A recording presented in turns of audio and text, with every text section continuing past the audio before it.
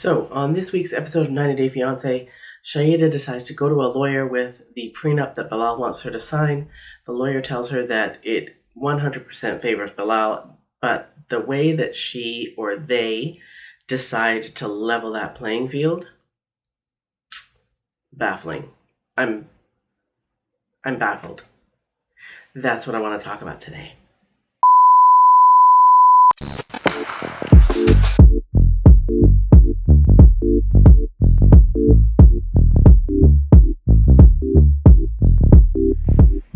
Hey, welcome back to my channel. My name is Debbie. I'm the She in Reality TV, and today I want to talk about 90 Day Fiance, specifically Shaeeda and Bilal and that whole prenup mess.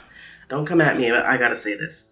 Some of you guys are saying, oh, Shaeeda, she's a smart, beautiful woman, and, she didn't come from nothing, and all of that is probably true to some extent. But this whole prenup thing makes me feel like, I don't know, I can't say it any other way. She's here for the money. Like, she's with him for the money. So, you guys remember, probably a few episodes back, Bilal gave Shaeeda a prenup to read over and sign. I'm not sure that he was expecting her to just sign it without reading it, but he presented her with a prenup, okay? You don't need to be a rocket scientist to know that this prenup would 100% favor him, right? Because as far as he's concerned, he's the only one who's got anything to lose, okay?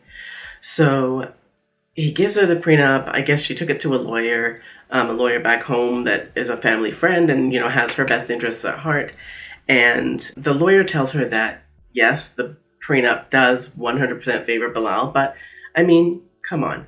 If you spend your youth, your years, your blood, your sweat, your tears, starting and growing a business, obviously you're going to try to protect it. Now, like I said before, y'all think she's smart, but I don't think she's dumb, but I think she is an opportunist, right?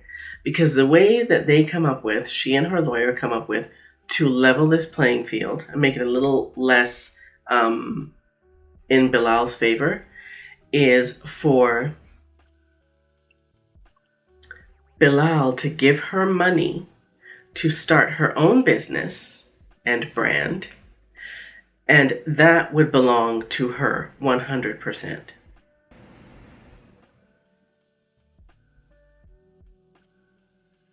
Anybody else see a problem with that? What baffles me is that she doesn't take into consideration that he's trying to protect something that he started, built, and grew on his own, right? Without her help. So he doesn't want to marry her, have the marriage last, 5 weeks, 5 months, 5 years, whatever. And if the thing goes ass up, he doesn't have to split it with her, right? Because it already existed before she came along. It's already built before she came along. So she thinks that he should help her build her own business and that it should be 100% hers.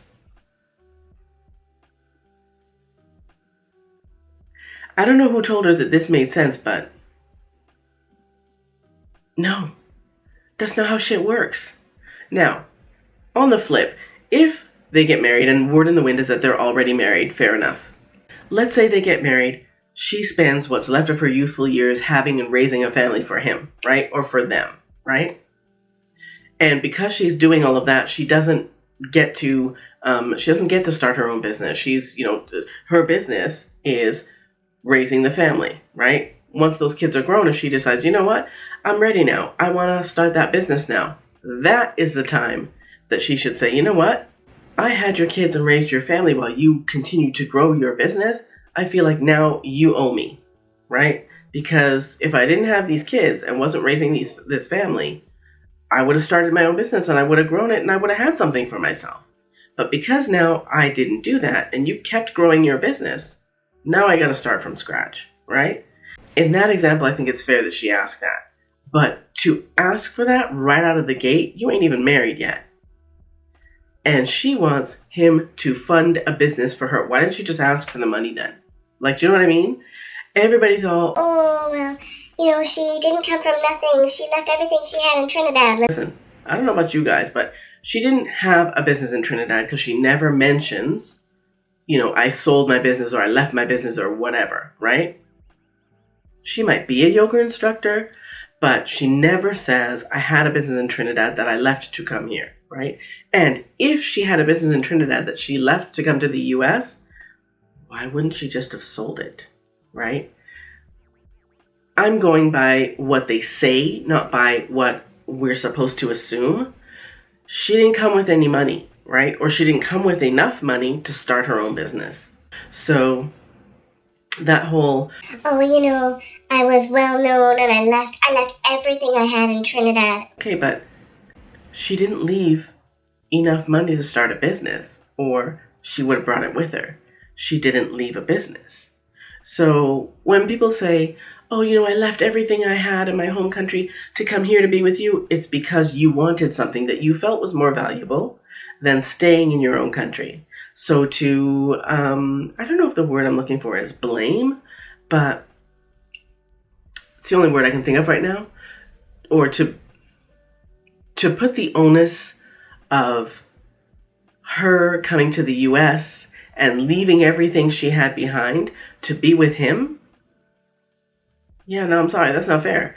If she was leaving anything that was worth leaving, I'm sure she would have figured out ways to bring it with her, right? Sell it, bring it with her, whatever, right? But what did she leave? She's a yoga instructor. She can teach yoga in the States, right? But she wants to start her own business and her own brand, and she wants him to fund it. Yeah, I'm sorry. There's a huge piece of me that's just like, yeah, girl, you are with him just exactly like how I said with the whole kid thing. Oh, I never wanted children. I never wanted children. And I know I told you that I didn't want kids, but I've changed my mind, right? Now that she sees where he lives, she sees how he lives, she thinks he has money, now she wants to be attached to him by having kids. I'm sorry. I don't care what anybody says. You don't go from, I don't want kids, to, I know I told you I didn't want kids, but I changed my mind because, I was waiting for the right person to come along. You could have said that, right? At the very beginning when he said, I don't think I want more kids. She could have said, oh, well, I'm actually looking for someone who wants kids because, I'm just looking for the right person to have kids with. Instead, she says, no, I don't want kids either. And so they go, okay, well, let's see where this goes. Turns into an actual relationship, and she decides that, I want kids now. Yeah, I'm sorry, I'm not biting. I still feel like the reason she wants kids is because she sees that she's latched onto someone who she feels like is worth having kids with. I won't believe different. That is exactly what it looks like, because I'm sorry, you don't go from I don't want children to yeah, I want children if they're with you. Okay, well, what if he was broke? Would you still want children? No, she wouldn't still want children if he was broke. He was a super nice guy, but he was broke. Would she still want children? Would she want them? Anyways, that's all I got for 90 Day Fiance, Bilal and Shaeeda, and the whole prenup mess. Again, and as usual, thank you so much for watching, and I will see you next time.